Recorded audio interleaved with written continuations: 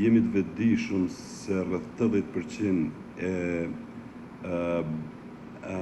parave të shpenzuara nga xhepi i qytetarëve të Kosovës shkon për barnat, e që në totalin, sipas raportit të përllogëritjes kombëtare në shëndetësi, totali i pagesave nga xhepi për qytetarët tonë është rreth 40%.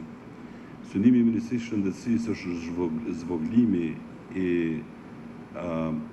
shpenzimeve që nga xhepi i qytetarëve, duke mundësuar një qasje universale.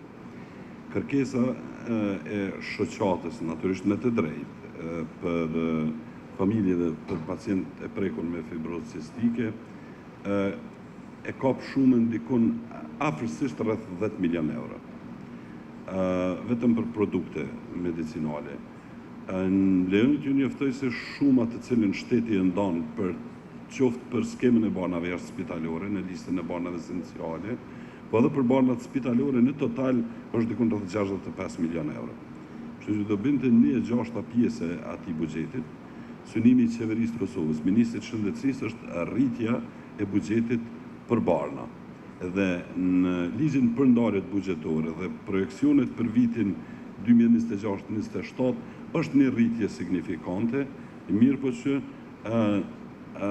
jemi duke punuar bashkë me Fondin e Sigurimit Shëndetësor dhe në momentin kur do të kemi vendimin e gjykatës kushtetuese, i cili për momentin e pezullon ligjin për sigurimin shëndetësor, në momentin që do të kemi një verdikt, atëherë me hapa shpejt do të bëjmë hartimin e akteve nënligjore, konkretisht udhëzimin administrativ për kontraktimin e barnatorëve private dhe rregulloren për kriteret cilat vendosin për krijimin e listës barnave jashtë spitalore, dhe këtu mendoj se do të jetë momentumi ku Ministria e Shëndetësisë do të ketë mundësinë për rritjen edhe më të madhe të gamës së llojeve të barnave që ofrohen për qytetarët tonë me theks për smundje të rralla dhe të rënda, sepse impakti financiar tek shpenzimet e qytetarëve nga xhepi për barna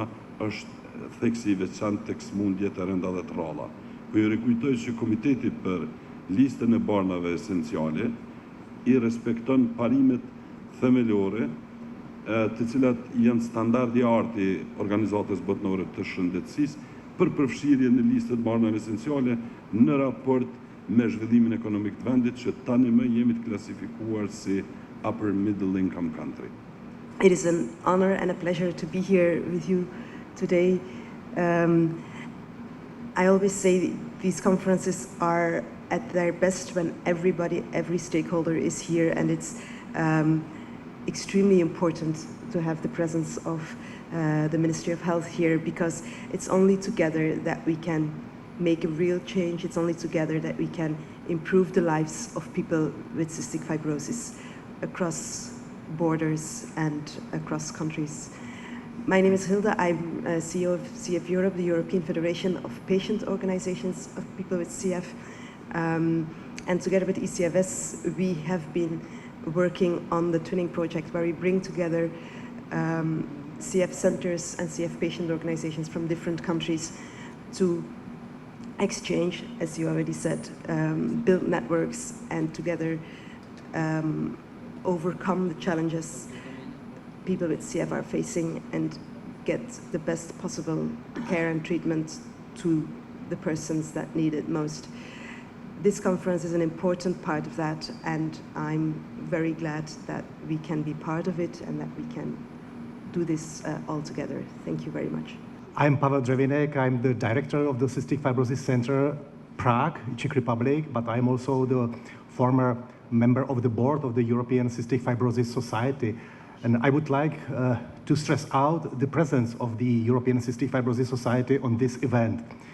The ECFS, the society, is the international organization of healthcare workers and researchers, scientists in the field of cystic fibrosis, and its overall aim is to improve the quality of life of people with cystic fibrosis. And from this angle, the society runs several very important projects like European registry, the network of cystic fibrosis centers to run clinical trials, and also the twinning project. So what is it, twinning project? It's the program about the partnership of two cystic fibrosis centers, usually one from Eastern Europe and one from Western Europe, to help each other and to have the overall aim to not leave any healthcare worker and any patient behind, to ensure the access to the high quality care across whole Europe.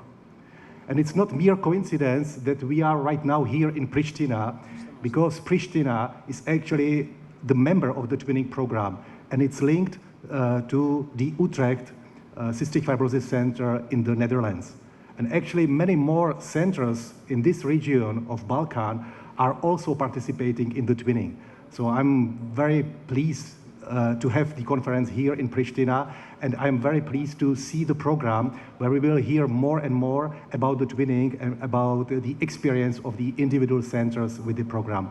So thank you for inviting us, the society, and for organizing such a lovely event here in Pristina. Po, në regjistër deri kemi të regjistruar 149 persona me fibrozë cistike. Janë fëmijë, janë të moshuar apo si? Po. Kemi grup mosha të ndryshme, prej tyre dikon 20 persona janë të rritur, të më thonë mbi moshën 18 vjeçare, të kaq pjesa tjetër e mbetur janë moshë pediatrike, fëmijë.